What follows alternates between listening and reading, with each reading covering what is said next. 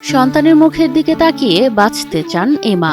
মাথায় টিউমার নিয়েও বাঁচার স্বপ্ন দেখছেন তিনি। সিটিজেন হইরা ও বেন্টিমার ধরা খাইছে, পরে তারা এমআরআই করছে, এমআরআই হইরাও বেন্টিমার ধরা খাইছে। তারা হয়েছে 60 বছর ধরে টিমারটা জন্ম লইছে, অতিরিক্ত বড় হয়ে গেছে, অপারেশন লাগবে। সুনামগঞ্জের শান্তিগঞ্জ রায়পুর গ্রামের এক সাধারণ পরিবার, কিন্তু এই গ্রামের এক কোণে এখন কান্নার লুকোচুরি চলছে। মা কান্তা বেগম মৃত্যুর সঙ্গে লড়াই করছেন। মাথার সমস্যা হয়েছে, মাথা ব্যথা করে, হাতটা ধরে লেংড়ায় লেংড়ায় আটি। কিছু মাস আগে আচমকা শুরু হয় প্রচন্ড মাথা ব্যথা, চোখ ঝাপসা, মাঝে মাঝে অচেতন হয়ে পড়া। পরীক্ষা নিরীক্ষায় জানা যায় মাথায় বাসা বেঁধেছে টিউমার।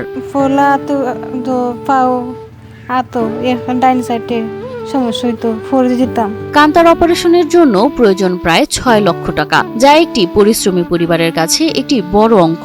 অনেক টাকা লাগবে, প্রায় 4-5 লাখ বা 6 লাখ টাকা।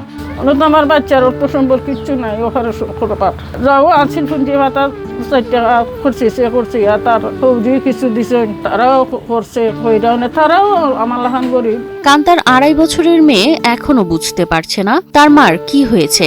মায়ের ধীরে ধীরে শক্তি হারানোর প্রক্রিয়া যেন বোঝার ক্ষমতা নেই তার। যদি বাচ্চাটার মা তার চিকিৎসা নেওয়া, তার বাচ্চাটা তার মাকে হারাবে। এখনো বাচ্চা কথা বলতে পারে না, তার মা কি সমস্যা।